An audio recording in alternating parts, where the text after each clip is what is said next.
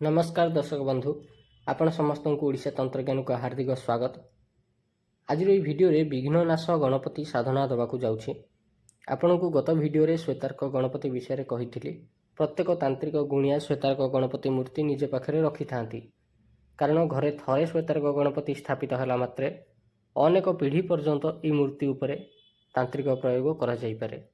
वनस्पति तंत्रर भारी दिव्य वस्तु होची श्वेतार्क गणपति। विशेषकर गुरुपुष्या रविपुष्या किंवा ग्रहण समय ही श्वेतार्क गणपति को निमंत्रण आदि देकरी प्रपर पूजा विधि अनुसार आनिबाकू पड़े। केवल श्वेतार्क गणपति कहीं तासह रिद्धि सिद्धि गुटिका और माला को मध्य सिद्ध करा जाए। आसंता काली गुरुवार पड़ुची 21 तारिख नवेम्बर 21 तारिख 2024 वर्षर शेष गुरुपुष्या नक्षत्र काली। तेणु आपण काली जेकोसी साधनार आरंभ करें। मु पूर्व वीडियो रे कही जे श्वेतार्क गणपति उपर अनेक प्रकार प्रयोग करा जाई पारे। आज श्वेतार्क गणपति द्वारा विघ्ननाश प्रयोग केमिति करिवे ताहा कहिबी। आउ ए प्रयोग करने द्वारा इंस्टांटली रिजल्ट मिले।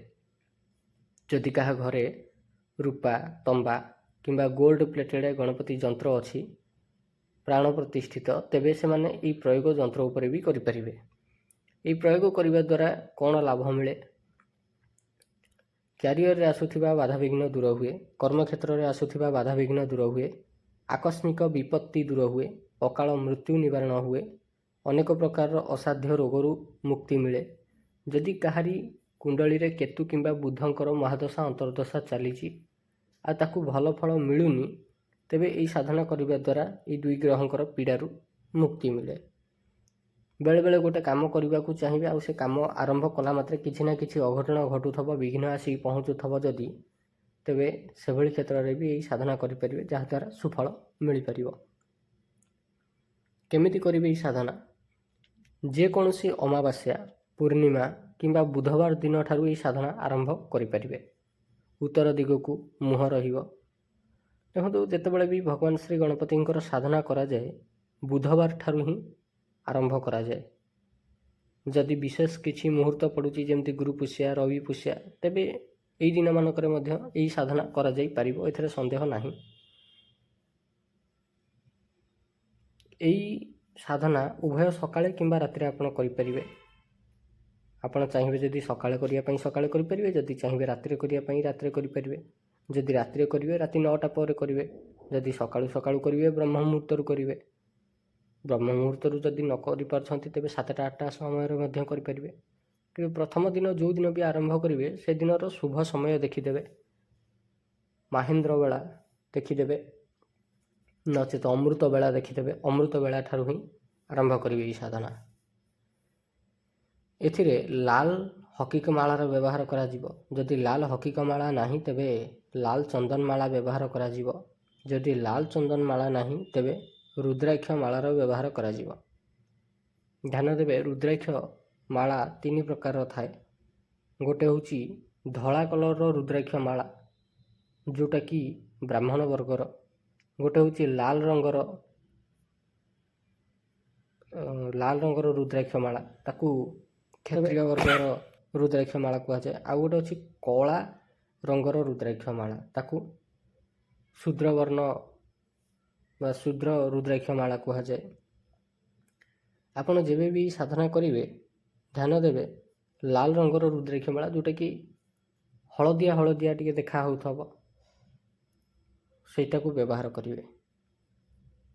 अच्छा, आपण सीना माला व्यवहार करेंगे, किंतु गोटे कथा मन रखि थे श्वेतार्क गणपति साधना रे जेकोसी मालार व्यवहार करंतु चलिबो। स्फटिक मालार भी व्यवहार करें, किंतु तुलसी माला केबे भी व्यवहार करेंगे नहीं, किंबा तुलसी माला पिंधिकी श्वेतार्क गणपति साधना करेंगे। केवल श्वेतार्क गणपति साधना कहीं भगवान श्री गणपति जेकोसी साधना हो तुलसी माला पिंधिकी करवा उचित नुहे। यही साधना रे धला रंगर हलदिया रंगर किंबा गोलापी रंगर वस्त्र साधक निजे पिंधिबा पई व्यवहार करि परिबो। हाँ, आपण को क्षेत्र रे तुलसी माला पिंधिकी व्यवहार करि परिबो, साधना करि परिबे। धरि नियंतु आपण वैष्णव दीक्षा रे दीक्षित, तेबे सेभली क्षेत्र में आपण भगवान श्री गणपति श्वेतार्क गणपति साधना तुलसी माली पिंधिकी करें। किंतु जदि आपण वैष्णव दीक्षा ग्रहण करना ମନ ଇଚ୍ଛା ତୁଳସୀ ମାଳା ପକେଇକିରି ବୁଲୁଛନ୍ତି। ଆଜିକାଲି ଯେମିତି ଗୋଟେ ଫ୍ୟାସନ୍ ହିସାବରେ ଲୋକ ପକେଇକିରି ବୁଲୁଛନ୍ତି, ଇସ୍କନ ଦ୍ୱାରା ଇନଫ୍ଲୁଏନ୍ସ ହେଇକିରି ଯଦି ଆପଣ ସେଇ ଟାଇପ୍ର ପକେଇକି ବୁଲୁଛନ୍ତି ତାହେଲେ ତାକୁ ଓହ୍ଲେଇ ଦେଇକିରି ସାଧନା କରିବେ।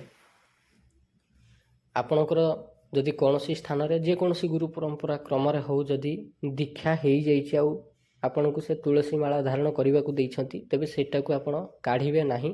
ସେଇଟା ପିନ୍ଧିକିରି ଶ୍ୱେତାର୍କ ଗଣପତି ସାଧନା କିମ୍ବା ଭଗବାନ ଶ୍ରୀ ଗଣପତିଙ୍କର ଯେକୌଣସି ସାଧନା କରିପାରିବେ। ଯଦି ଦୀକ୍ଷା ପାଇନାହାନ୍ତି ତେବେ ତୁଳସୀ ମାଳା ପିନ୍ଧିବେ ନାହିଁ ସାଧନା ସମୟରେ। କେବଳ ସାଧନା ସମୟରେ ମନ୍ତ୍ର ଜପ ଶେଷ ହୋଇଗଲା ପରେ ପୁଣି ଥରେ ତାକୁ ପିନ୍ଧି ଦେଇପାରିବେ। ଯେଉଁ ଘଣ୍ଟେ 2 ଘଣ୍ଟା ଯେଉଁ ପୂଜା ମନ୍ତ୍ର ଜପ କରିବେ ସେତିକି ସମୟ ପର୍ଯ୍ୟନ୍ତ ଆପଣ ସେଇଟାକୁ ଓହ୍ଲେଇକି ଥୋଇଦେବେ। ତାପରେ ପୂଜା ସରିଲା ପରେ ପୁଣି ଥରେ ସେ ମାଳିଟାକୁ ପିନ୍ଧି ଦେଇପାରିବେ। Concept clear? ଏବେ ସେ କେମିତି କ'ଣ ସାଧନା କରିବେ? ଯେଉଁ ଦିନ ଗୁଡ଼ାକ କହିଲି ସେଦିନ ସକାଳୁ ସ୍ନାନ ସାରିକିରି ଉତ୍ତର ଦିଗକୁ ମୁହଁ କରିକିରି ବସିବେ। ହଳଦିଆ ରଙ୍ଗର, ଧଳା ରଙ୍ଗର କିମ୍ବା ଗୋଲାପୀ ରଙ୍ଗର ବସ୍ତ୍ର ପିନ୍ଧିପାରିବେ। ଗୋଟେ ପ୍ଲେଟ୍ ଉପରେ କୁଙ୍କୁମରେ ସ୍ୱସ୍ତିକ ଚିହ୍ନ ଆଙ୍କିବେ। ସେ ସ୍ୱସ୍ତିକର ମଝିରେ ଶ୍ୱେତାର୍କ ଗଣପତି ମୂର୍ତ୍ତି କିମ୍ବା ଗଣପତି ଯନ୍ତ୍ରଟିକୁ ସ୍ଥାପନା କରିବେ। ଧୂପ ଦୀପ ଜଳେଇକିରି ଶ୍ୱେତାର୍କ ଗଣପତିଙ୍କ ଉପରେ ଗଙ୍ଗାଜଳ ଛିଞ୍ଚିବେ। ଶ୍ୱେତାର୍କ ଗଣପତିଙ୍କୁ ପ୍ରଥମେ କୁଙ୍କୁମର ଟୀକା ଲଗାଇବେ। ତାଙ୍କ ଉପରେ ଫୁଲ ଅର୍ପଣ କରିବେ। ଅଳ୍ପ ଅକ୍ଷତ ଅରୁଆ ଚାଉଳ ଅର୍ପଣ କରିବେ। 21ଟି ଦୁବ ଅର୍ପଣ କରିବେ।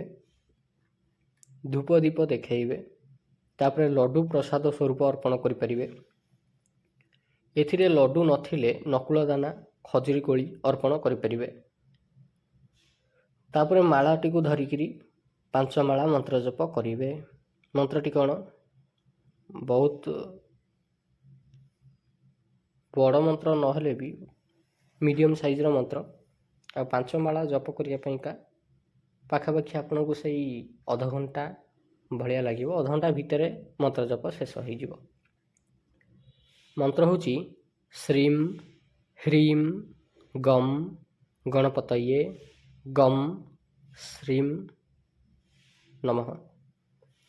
ମୁଁ ଆଉଥରେ ମୋର ଟିକେ ମନ୍ତ୍ର କହିବାରେ ଭୁଲ ହେଇଗଲା। ମୁଁ ଆଉଥରେ ମନ୍ତ୍ରଟି କହିଦେଉଛି। ଶ୍ରୀଂ ହ୍ରୀଂ ଗମ୍ ଗଣପତୟେ ଗମ୍ ହ୍ରୀଂ ଶ୍ରୀଂ ନମଃ। ମନ୍ତ୍ର ଆଉଥରେ କହୁଛି। ଶ୍ରୀଂ ହ୍ରୀଂ ଗମ୍ ଗଣପତୟେ ଗମ୍ ହ୍ରୀଂ ଶ୍ରୀଂ ନମଃ। ଏ ମନ୍ତ୍ରଟିକୁ ମୁଁ ଡେସ୍କ୍ରିପ୍ସନ୍ରେ ଦେଇଦେବି। ଆପଣ ଡେସ୍କ୍ରିପ୍ସନ୍ରୁ ଦେଖିକିରି ଏ ମନ୍ତ୍ରଟାକୁ ନୋଟ୍ କରିକିରି ରଖିପାରିବେ।